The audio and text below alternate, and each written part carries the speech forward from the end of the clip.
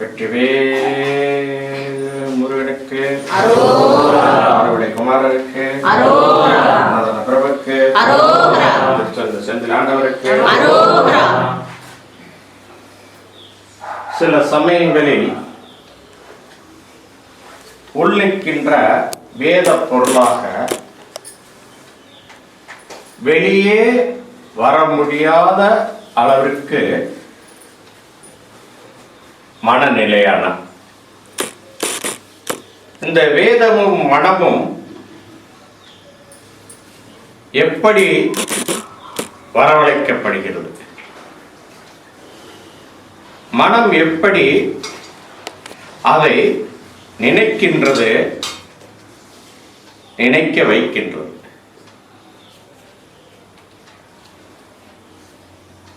வேதம் என்கின்ற அம்ச பொருள் பல முயற்சிகளில் நிற்கின்ற தூதுவனாக வருகிறான் ஒருவன். அந்த தூதுவனுக்கு இடம் கொடுக்கின்றான் மனது என்கின்ற இருப்பிடம். வேதம் தூது வருகின்றான், மனது என்கின்றவன் இடத்தை கொடுக்கின்றான்.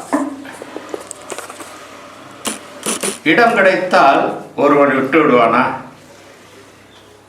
அவன் அமரத்தான் செய்வான். அந்த அமர்வது மட்டும் இல்லாமல் அவனுக்கு ஏற்றார் போன்று அதை அவன் வடிவமைப்பு செய்து உட்கார்ந்து பார்ப்பான். தனது அழகை ரசிப்பதற்கு முன்பு அவன் பல கோணங்களில் அதை வசதிக்கேற்ப அவனை அலங்கரித்துக் கொள்வான். எவன் ஒருவன் அலங்கரித்துக் கொள்வான்? தூதுவனாக வந்தவன், மனது என்பவனாக வந்தவன் இருக்க சொல்பவனை பார்த்து, அமர சொல்பவனை பார்த்து அவன் ரசிப்புக்குள் இருக்கின்ற தந்திரமாக மனது போன போர்க்கெல்லாம் போய்கொண்டிருக்கின்றான். இந்த தூதுவனாக வந்த வேத பொருள் இவனை ரசிக்கும். வேதம் என்பது என்ன அப்படிங்கிறதை பற்றி மிக துல்லிதமாக எடுத்த கணக்கிடாமல் பல நூற்றாண்டுகளுக்கு முன்பு இந்த வேதம் எப்படி உருவாயிட்டு என்பதை இந்த சஷ்டி என்கின்ற மௌன விரதத்திலே முருகப்பெருமான் தீப ஆராதனையில் எனக்கு அளித்த காட்சி. இந்த வேதம் உருவாவதற்கு தூதுவனாக வந்தவன் தான் வேத பொருள். மனம் என்கின்றவன் வந்தவன் தங்கிவிட்டான். தூதுவனாக வந்தவன் அவனை பார்த்து ரசிக்கிறான். இவனுக்கு இடம் கொடுத்தோம் பார்ப்போம். இவன் இடத்தை எப்படி தக்க வைத்துக் கொள்கிறான், இவனுக்கு தகுந்தாற் போன்று மாற்றிக்கொள்கிறான், இல்லை தனக்கு தகுதி உண்டு நினைக்கிறான், இல்லை தகுதி அற்றவைகளை பார்த்து முறைக்கிறான்.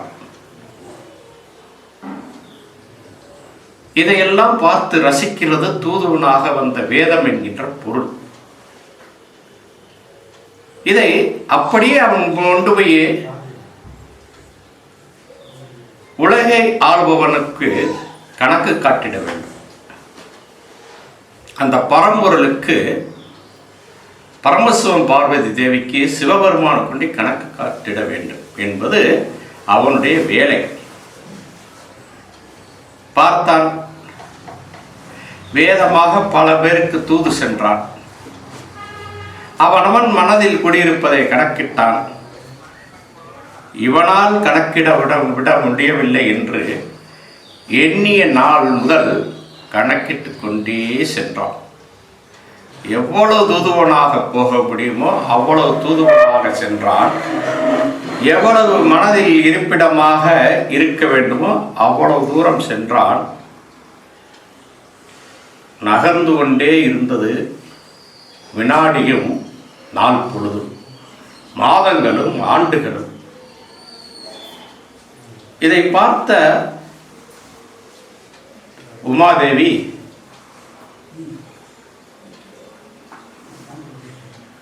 பரமசிவரிடம் போய் கோரிக்கை கேட்க,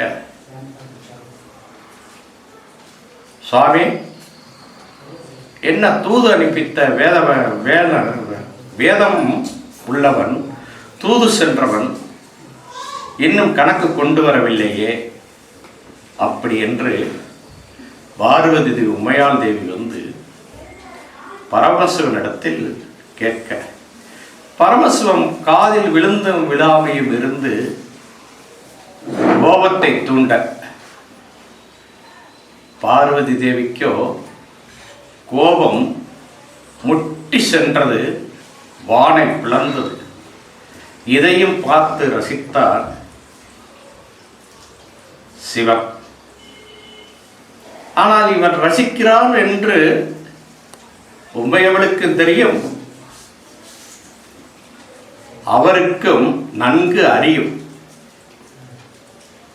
தூதுவன் கணக்கை கொண்டு வந்தான். தேவியினுடைய கோபம் தணிந்தது. பரமசிவம் பார்த்தார் தூதுவனை பார்த்து, வேதமே, நீ சென்ற இடத்தில் சொல்லுகின்ற கணக்கை உம்மையவள் வானை பிளந்து பார்த்து விட்டால் பிளப்புகளை எல்லாம் அப்படி என்று சொன்னான். இவனுக்கு ஒரே ஆச்சரியம். வானை பிளந்து பிளப்புகளை எல்லாம் பார்த்த தேவி என்று பரமஹம்சம் சொன்னபோது, இந்த வேதம் தூதுவனாக சென்றவனுக்கு மிகப்பெரிய ஆச்சரியம். எத்தனையோ ஆண்டுகள் நாம் கணக்கிட்டு கொண்டு வந்து கொடுத்த போது இப்படி நம்மை கேட்கிறாதே, நம்மை படைத்தவன் என்று இவன் சற்று மனமுருகினான். வருந்துவதற்கு முன்னால் கொடுத்தால், வருந்துவதற்கு முன்னால் கொடுத்தால் அது பரிசு. வருந்திய பின்பு கொடுத்தால் தொகை. என்பது நன்கு அறிந்தவர். வருந்துவதற்கு முன்பு கொடுத்தால் பரிசு, வருந்திய பின்பு கொடுத்தால் தொகை. பரிசு தொகையாகிறது. அது விளங்குவோருக்கு தெரியும். அப்ப கடவுளிடத்தில் எதை போன்று நாம் பணிந்து சென்றால் பரிசு கிடைக்கும் என்பதை ஆராயவே இந்த வேதம் என்பது புதிதாக தோன்றிய காலம். எத்தனை நூற்றாண்டுகளுக்கு முன்பு துவங்கியது என்று தெரியாது. இன்று முருகப்பெருமானிடத்திலிருந்து தவசித்தர் முருகனடிமை சே மனோகரன் அவர்களுக்கு கொடுக்கப்பட்ட காட்சி. அப்ப பரிசை பெற வேண்டுமா, தொகையை பெற வேண்டுமா, இல்லை பரிசு தொகையை பெற வேண்டுமா என்று நாம் வேதமாக வந்த தூதுவனாக வர வேண்டுமா, மனதில் குடியிருக்கின்ற மனிதனாக வாழ வேண்டுமா? மனிதனுடைய வாழ்க்கையில் எவ்வாறெல்லாம் வாழ்ந்தால் பரிசும் கிடைக்கும், தொகையும் கிடைக்கும் என்பதை அறிந்த உள்ளம், நன்கு உள்ளம் அறியப்பட்ட செய்தியை அதை அறிவு சார்ந்து பேசுவது கூற்று. இந்த கூற்றுக்குத்தான் புலவரைகளும் புதுமைகளும் வளர்ந்து கொண்டிருந்தன. தமிழ் புலமைகள் சிறந்து வாழ்கின்றது கூற்று என்கின்ற பொருளில்.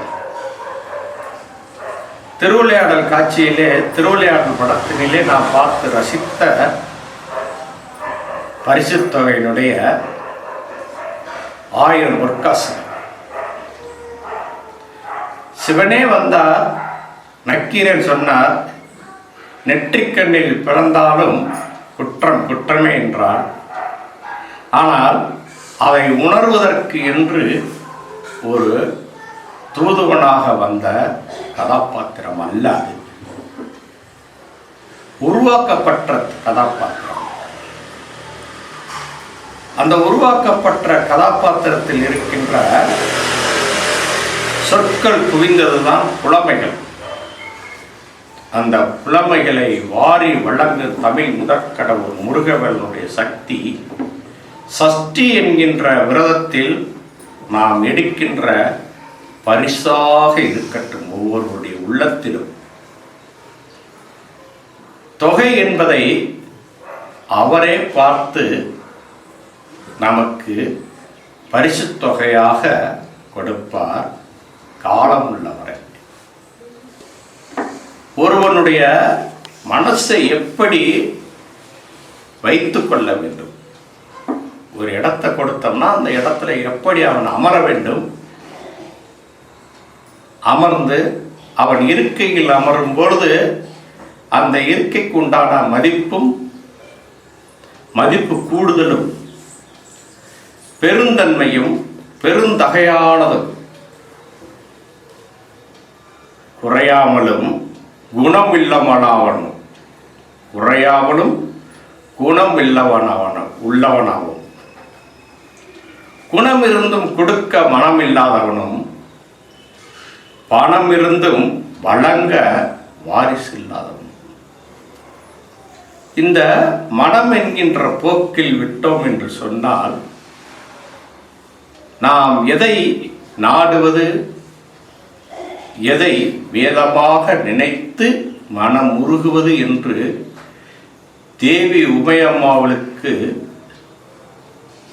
கொடுக்கின்ற திருவிளையாடலுடைய காட்சிதான் இன்று அவர் கொடுத்த ஒரு வேதம் மனது என்கின்ற தூதுவனுடைய வார்த்தைகள்.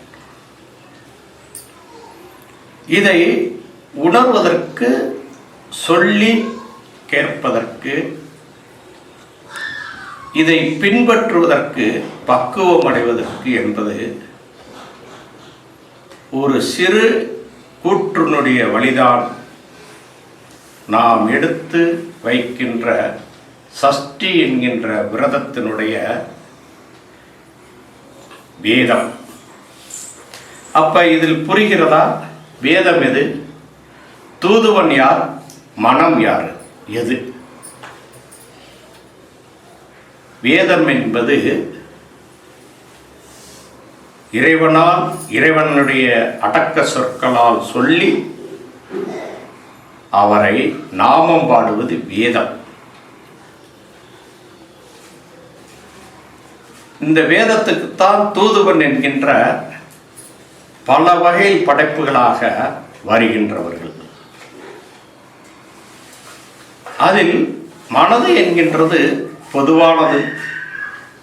அதில் சவாரி செய்யும் பொழுது நாம் சவாலாக இருக்க வேண்டும், சமமாக இருக்க வேண்டும், சமத்துவமாக இருக்க வேண்டும்,